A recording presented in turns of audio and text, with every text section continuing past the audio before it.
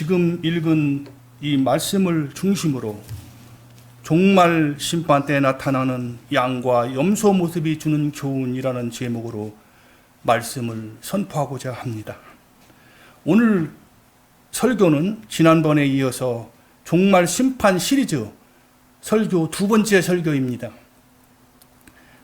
오늘 읽은 말씀은 마지막 종말 때 예수님께서 이 지상에 재림하셔서 온 인류를 오른편의 양과 왼편의 염소로 구분하신 이후에 인류를 심판하시는 그 장면을 기록한 말씀입니다.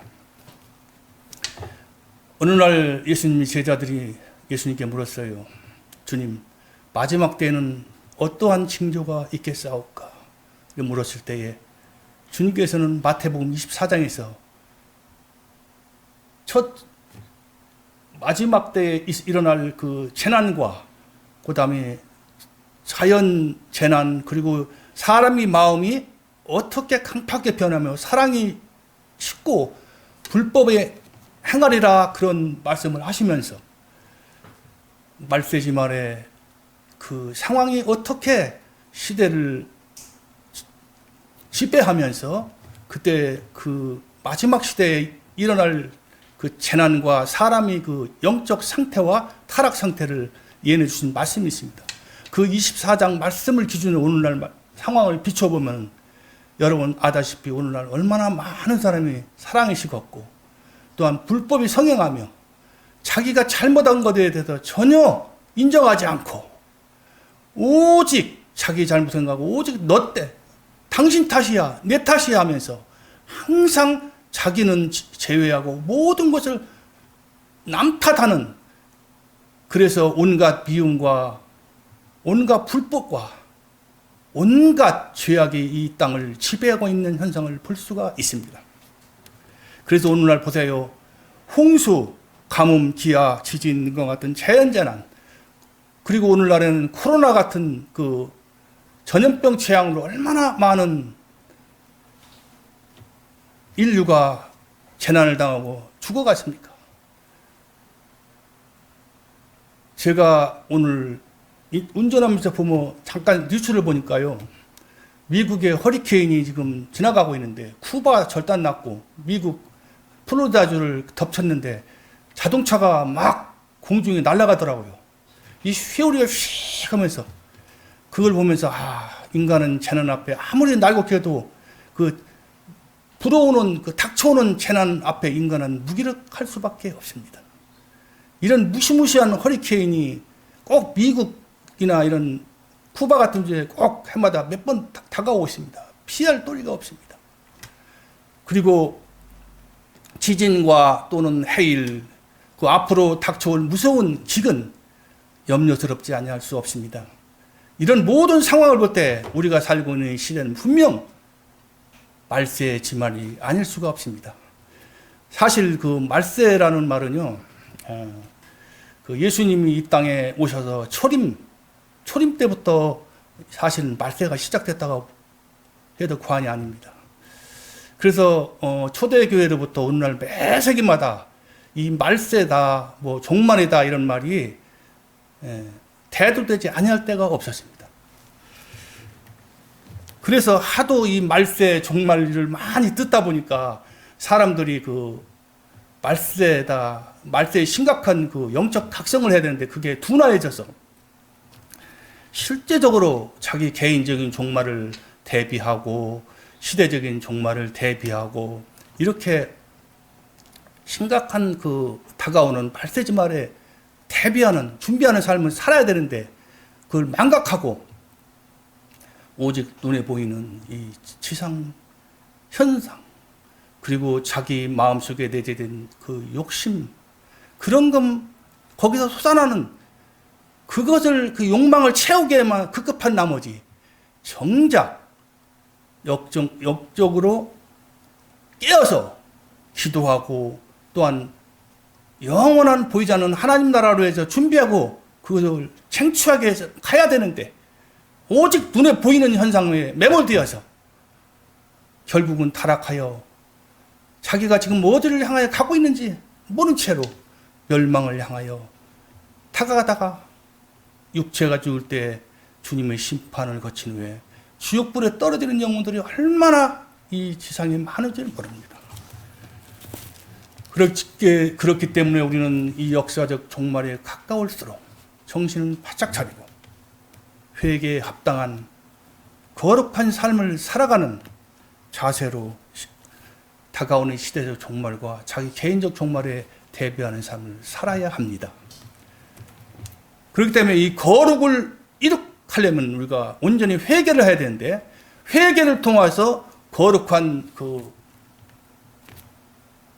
성화를 이루어가는 것을 지상 과업의 목표로 삼고 최선을 다해서 우리는 준비해가는 삶을 살아야 됩니다.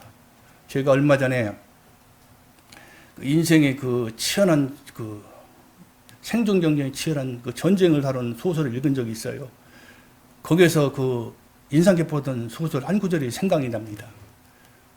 사람의 진정한 가치는 그 사람이 이룬 신분적 지위에 있는 것이 아니라 인생의 갈림길이 섰을 때에 그 사람이 무엇을 선택하고 행하느냐에 따라 그 사람의 진정한 가치가 결정된다 라는 그 소설의 규정이 생각이 납니다. 그렇습니다. 인생은 살아가면서 순간순간 매 순간 큰일이든 작이든 선택의 연속 속에서 살아갈 수밖에 없습니다. 우리는 하나님의 형상에 따라 지음받은 창조물이기 때문에 하나님께서 우리에게 주신 자유의지를 통한 선택권을 올바로 사용하기 위해서는 자기 자신과 싸워 이기는 자가 되어야 합니다. 단언하건대 우리가 인간으로 이 세상에 태어나서 죽을 때까지 모든 수많은 일을 겪게 되는데, 그 수많은 일을 겪게 된 일 가운데 자신과 싸워 승리해가는 삶보다 더 중요한 일은 없다고 저는 분명 단언합니다. 자신과 싸워 승리해가는 삶을 살아가기 위해서는 분명히 자기 자신을 분명히 바라보는 자기 성찰의 자세가 필요합니다. 그래서 자신과 싸워 승리해가는 삶을 바로 이것이야말로 구원의 잣대를 결정짓는 회개를 이루어가는 삶이기 때문에 이 자신과 싸워가는 승리의 삶이 귀중한 겁니다. 잠언서 16장 31절에 이런 말씀입니다. 노하기를 더디하는 자는 용사보다 낫고 자기의 마음을 다스리는 자는 성을 빼앗는 자보다 나으니라 라고 말씀하고 있습니다.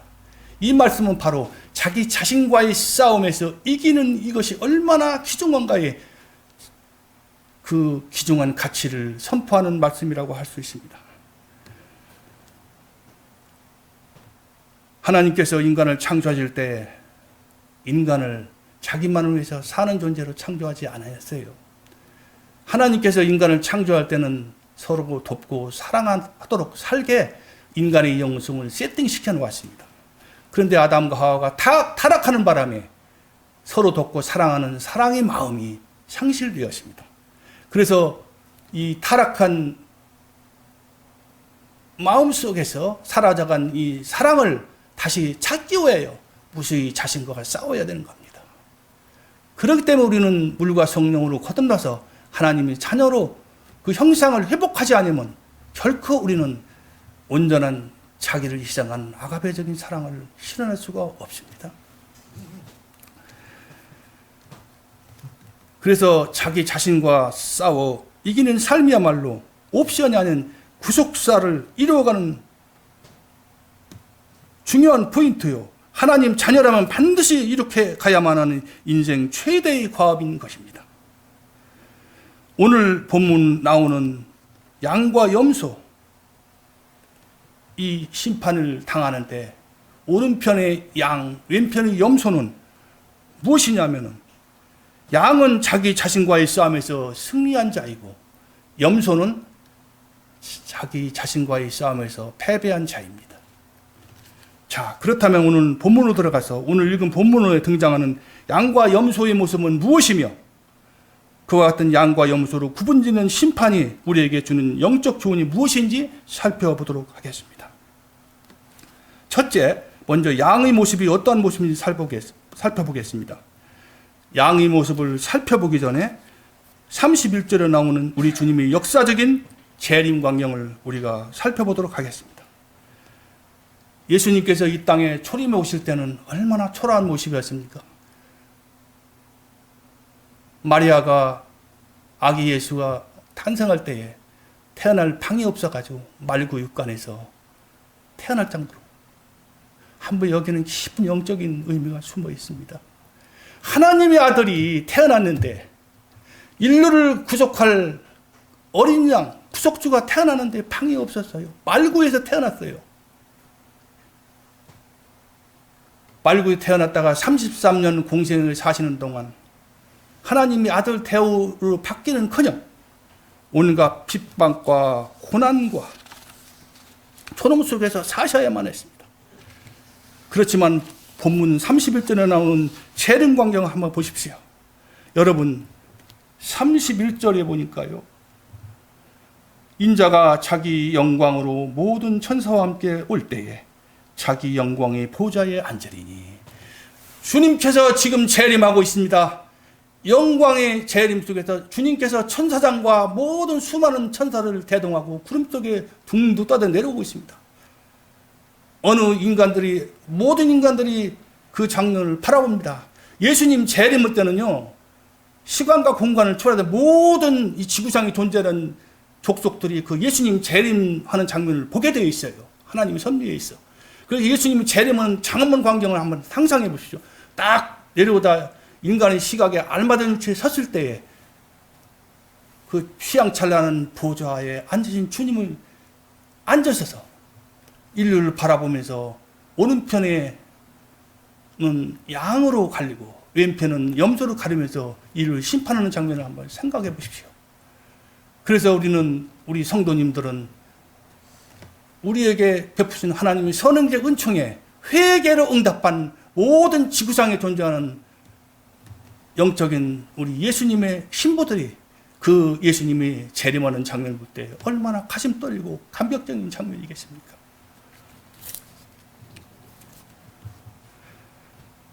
그렇다면 이 심판주이신 주님께서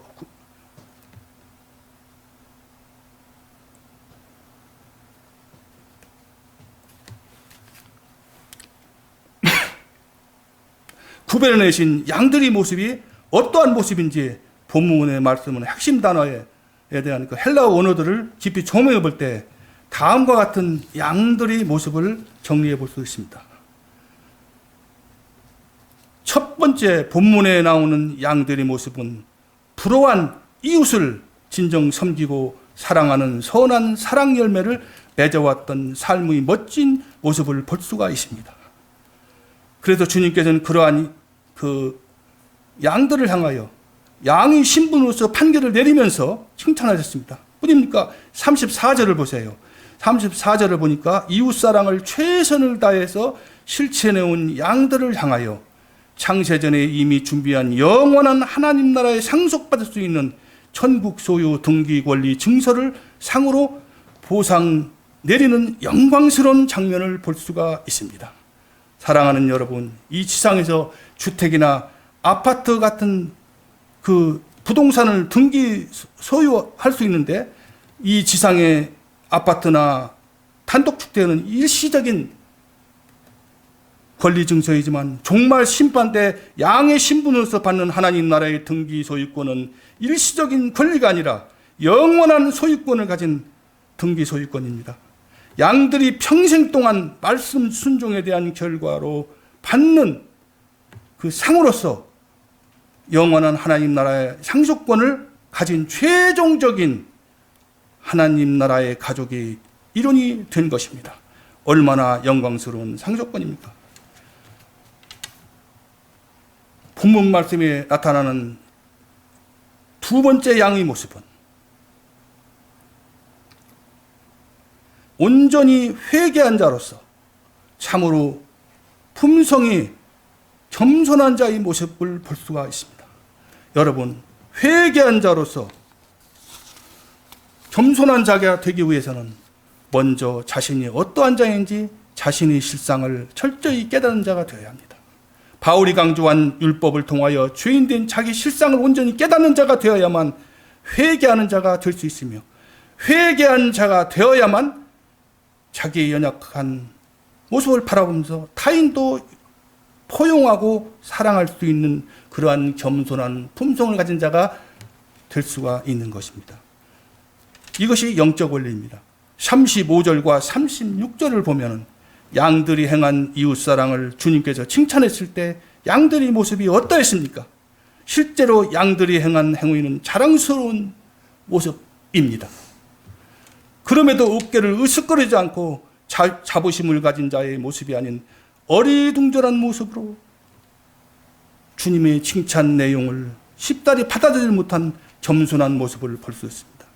이 땅의 대부분의 사람들은 타인으로부터 칭찬과 인정을 받는 것을 좋아하는 모습을 볼 수 있습니다.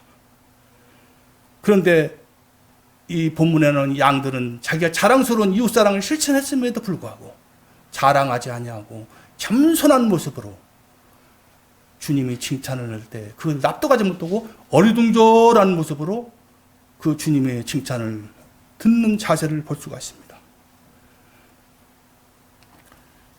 본문 말씀에 나오는 세 번째로 나타나는 양의 모습은 자신이 행한 선한 행위를 기억하지 못하는 모습입니다. 바로 이 모습이야말로 자기를 포기한 자요 타인으로부터 인정받으며 칭찬받는 것을 초월한 모습이라고 할 수 있습니다. 자신이 행한 선한 행위에 대한 반대급부를 전혀 기대하지 않는 순수한 사랑행위임을 증명되는 모습이라고 할 수가 있습니다. 자기가 살아있어 타인이 인정받고 싶어하는 자기가 행한 선한 일에 대한 반대급부를 전혀 기대하지 않고 순수한 마음으로 이웃을 사랑하는, 섬기는 그러한 양의 모습을 볼 수가 있습니다.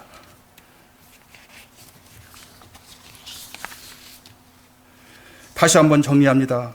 양의 모습은, 첫 번째로 나타나는 양의 모습은 불우한 이웃을 진정 섬기고 사랑하고 선한 사랑의 면을 맺어왔던 삶의 멋진 모습이 첫 번째 모습이었고, 두 번째 모습은 온전히 회개한 자로서 그 품성이 참으로 겸손한 자의 모습이었고, 세 번째로는 자기가 행한 선한 행위를 전혀 기약하지 못하는 아름다운 겸손한 모습을 우리가 볼 수가 있습니다.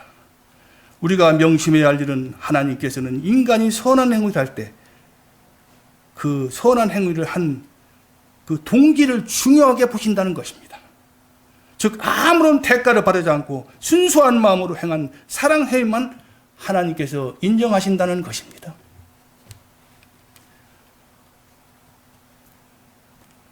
또 자랑할 만한 선한 행동으로 이 양들은 자기가 행한 그 선한 행동을 기억하지 못했기 때문에 주님께서 칭찬하실 때 이렇게 어리둥절한 모습으로 그 주님이 자기의 칭찬을 이해하지 못했습니다. 이건 바로 무엇을 말합니까? 양들이 그만큼 겸손한 모습으로, 그 이웃에 대한 사랑은 예수를 믿는 사람이라면 당연히 해야 할 성도의 의무요 또한 행동이었기 때문에 바로 선한 행위라고 바로 잊어버린 거예요. 그렇기 때문에 예수님께서 칭찬했을 때 어리둥절한 모습을 보고 그 주님의 칭찬 내용을 도무지 이해하지 못한 어리둥절한 모습을 보였던 겁니다. 결국 주님께서 그 어리둥절한 모습을 보는 양들을 향하여 너희들이 행한 지극히 작은 이웃에게 행한 그 사랑의 행위가 바로 나에게 한 것이니라 하고 주님께서 설명하셨을 때 비로소 그 주님의 칭찬한 내용을 이해하는 모습을 볼 수가 있습니다. 다음은 둘째, 왼편의 염소의 모습을 종합적으로 살펴보도록 하겠습니다. 본문에 나타나는 염소의 첫 번째 모습은 이웃 사랑을 실천하지 않은 불순종하는 자의 전형적인 모습을 볼 수가 있습니다. 42절, 43절을 보십시오. 내가 줄일 때 너희가 먹을 것을 주지 아니하였고, 목마를 때에 마시지 아니하였고, 나그네 되었을 때 영접하지 아니하였고, 벗었을 때 옷 입히지 아니하였고, 병들었을 때 옥에 갇혔을 때 돌아보지 아니하였느니라. 이렇게 염소를 향하여 책망하고 있습니다. 그 결과가 어땠습니까? 이웃사랑을 명령했을 때 그들 불순종한 결과는 바로 41절에 나왔습니다. 왼편에 있는 자들에게 이르시되 저주받은 자들아 나를 떠나 마귀와 그 사자들을 위하여 예비된 영영한 불에 들어가라. 바로 이웃사랑을 실천하지 않고 불순종했던 그 염소들이 최후의 모습이 바로 41절에 나와 있습니다. 본문에 나오는 다음 두 번째 염소의 모습은 회개를 이루지 못하여 그 품성이 교만한 자의 모습을 볼 수가 있어요. 42절 44절에 나타난 이웃사랑의 실천이 결여된 염소의 불순종하는 모습을 주님께서 책망하실 때에 염소들의 반응은 어땠습니까? 그 염소들의 반응이 44절을 보십시오. 저희도 대답하여 이르되 주여 우리가 어느 때에 주의 줄이신 것이나 목마른 것이나 나그네 든 것이나 벗으신 것이나 병드신 것이나 옥에 갇히신 것을 보고 공양치 아니하더이까 하고 분명히 이 말씀을 통해서 이 염소들은 나름대로의 그 이웃사랑을 실천했어요. 분명히 그 염소들은 이웃사랑을 실천했습니다.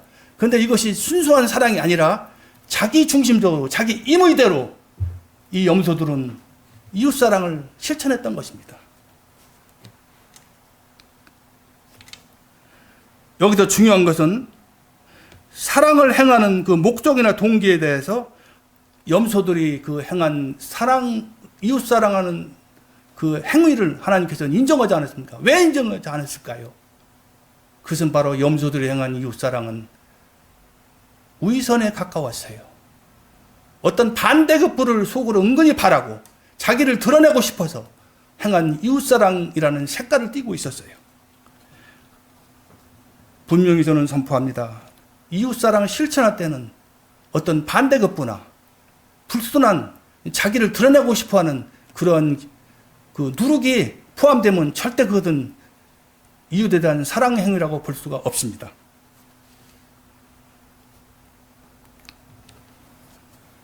세 번째로 나타나는 그 염소의 그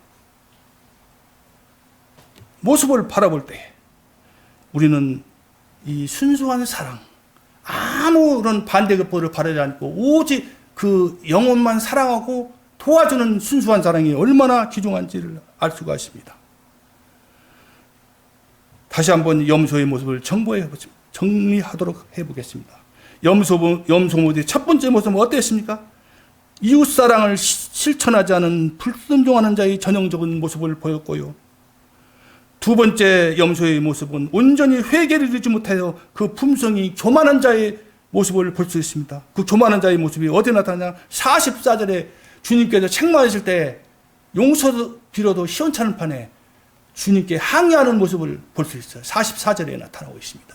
이 얼마나 교만한 모습입니까? 그리고 염소의 세 번째 모습은 바로 자기 나름대로 선한 행위를 했어요. 하고서 그것을 마음속으로 기억하고 있었어요. 기억하고 있었기 때문에 주님께서 책망할 때고 나는 분명히 이 선한 행위를 했는데 주님부터 칭찬을 기대했다가 책망받으니까 그 항의하는 모습이 드러나잖아요. 이와 같이 그 염소의 불순종하는 모습과 회개하지 않은 교만한 모습 그리고 선한 행위를 했지만은 그 선한 행위를 기억하면서 어떤 반대 급부를 바라는 그런 그 염소의 모습을 볼 수가 있습니다.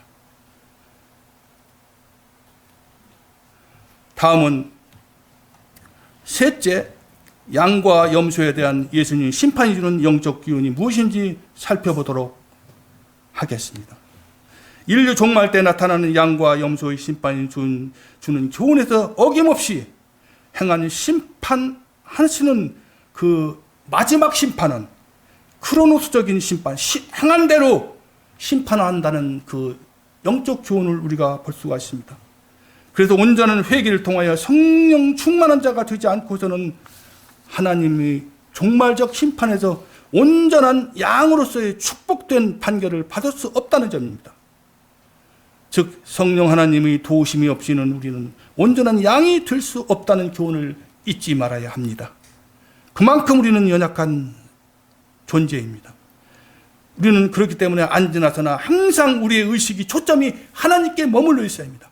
하나님을 항상 의식하고 하나님을 생각해야지만 우리는 늘 하나님 말씀을 주야로 묵상하는 자가 될 수 있고, 하나님 말씀을 주야로 묵상하는 자라야 늘 우리는 기도할 수 있는 자가 될 수가 있는 것입니다.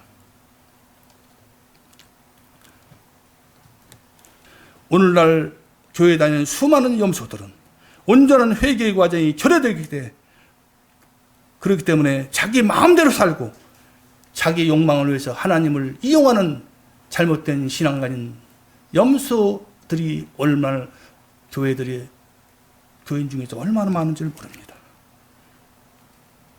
이와 같이 자기가 하고 싶은 임의대로 행한 이웃사랑, 즉 이 위선이라는 한계를 벗어날 수가 없는 겁니다. 왜 위선이라는 한계를 벗어났을까요?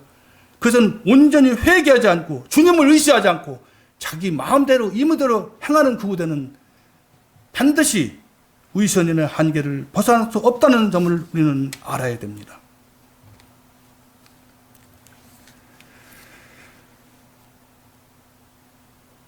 결론을 말씀드리면서 설교를 마무리하겠습니다. 마태복음 25장 1절에서 13절에 나오는 평소 기름 준비를 잘해온 슬기로운 다섯처럼 우리는 마라나타 시장으로 무장하면서 깨어 기도하면서 준비하는 자세로 살아야 합니다. 그래서 본문에 나오는 양들처럼 목숨 바쳐 최선을 다하여 이웃사랑을 실천하되 반대급부가 전혀 없는, 그리고 누룩이 섞이지 않은 순수한 사랑으로 이웃사랑을 실천한 겸손한 자가 되어야 합니다. 그러한 양이 되기 위해서는 평소 철저한 회개를 통하여 성령 충만한 자가 되어야 합니다. 그 길만이 염소처럼 위선적인 이웃사랑을 실천하는 것이 아니고 하나님께서 진정 인정받는 아무런 대가를 바라지 않은 순수한 사랑으로 이웃을 사랑할 수 있는 그러한 양의 삶을 살 수가 있습니다. 우리가 철저한 회개를 통하여서 성령 충만한 자가 되지 않고는 잘못하다가 염소가 되어서 자기 마음대로 이웃사랑을 실천하면서 하나님께서는 나를 칭찬해 주겠지 하면서 자기가 행한 이웃사랑이 하나님께서 인정해 준다는 어처구니없는 착각에 빠져가지고 기고만장해서 자기 자신이 얼마만큼 교만한 자인지 모르고 앞으로 닥쳐올 하나님의 상급을 바라보면서 착각 속에서 하루하루를 나는 천국은 나는 당상이야 하면서 자기만의 착각 속에 빠져 사는 어리석은 염소의 모습이 될 수밖에 없습니다. 그렇기 때문에 철저히 자기 자신을 항상 바라보고 회개하면서 우리는 성령 충만하도록 하나님께 기도한 자가 되어야 합니다.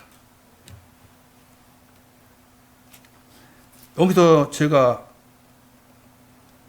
강하게 여러분께 주장하고 싶은 것은, 이 본문에 나오는 양들은 지극히 작은 불우한 이웃을 향해 사랑을 베풀 기회가 생겼을 때에 그 기회를 결코 놓치지 않고 사랑을 실천했다는 것입니다.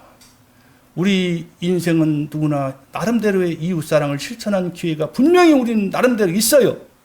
그런데 그 이웃사랑을 실천하는 기회가 왔을 때에 열 제쳐놓고 그 기회를 놓치지 않고 아무리 작은 거라도 나름대로 이웃사랑을 실천할 수 있는 기회가 왔을 때 실천해야 되는 거예요. 지난번에 제가 이웃사랑 실천을 조목조목 예를 들은 적이 있죠. 그 말씀대로 나름대로 자기가 할 수 있는 대로 아무리 작은 거라도 이웃사랑을 실천하는 행위를 기회가 있을 때로는 해야 되는 겁니다. 사랑하는 성도 여러분, 그리고 유튜브 동영상을 통하여 제 설교를 드시는 성도 여러분, 우리는 언제 이 땅을 떠나게 될지 모릅니다. 한 번 이 땅을 떠나면 멸망당하는 염소의 신분에서 영원한 천국 양이 될 수 있는 그 기회가 영원히 사라지고 맙니다. 이 땅에 살아있을 때에 회개하여 염소에서 양으로 변화될 수 있는 것이지, 일단 이 땅에서 육체가 죽으면 그 사람은 결코 염소에서 양으로 변화될 수가 없습니다. 오직 이 땅에서 살아있을 때만 회개할 수 있고, 이 땅에 살아있을 때만 자기 잘못을 깨달아 하나님께 향하여 나아가서 그 흉악한 염소에서 아름다운 양으로 변화될 수 있음을 여러분들 잊지 마시기 바랍니다. 그렇기 때문에 우리가 이 땅에 살면서 직업에 종사하는 것도, 사업을 하는 것도, 공부하는 것도, 결혼하는 것도, 모든 인생자의 궁극적인 목적은 사랑을 완성하기 위해서 하는 것입니다. 이 사랑의 절대적인 중요성을 여러분의 가슴속에 다가오지 않는다면 여러분들이 신앙을 한번 점검해 보아야 합니다. 왜 사랑의 절대적 중요성이 여러분 가슴속에 다가오지 않으면 자기의 신앙을 점검해 보아야 할까요? 영혼이 병들어 있는 자는 사랑의 중요성이 가슴으로 다가오지 않기 때문입니다. 영혼이 병들어 있는 자는 자기 중심적으로 사고 회개를 온전히 이루어져 가진 삶을 살아가지 않는 그 사람의 마음은 사랑의 중요성이 그다지 마음속에 다가오지 않는 법입니다. 그 사람의 관심은 오직 무엇이냐? 그 사람은 관심은 오직 자기의 욕망을 채우는 것, 자기의 기쁨을 채우는 것, 그것이 그 사람의 최대의 관심자입니다. 자기의 욕망이 최대의 관심자요, 그것이 생의 목적인 사람이 사랑의 중요성을 깨달을 수 있겠습니까? 어림없는 일입니다.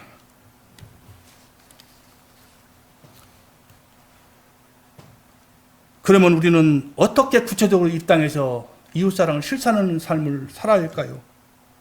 이사야서 58장 7절 말씀과 누가복음 14장 13, 14절 말씀을 제가 히브리서 그 헬라어와 히브리어를 원어를 한국어로 번역한 한글 성경으로 제가 번역한 것을 제가 봉독해 드리겠습니다.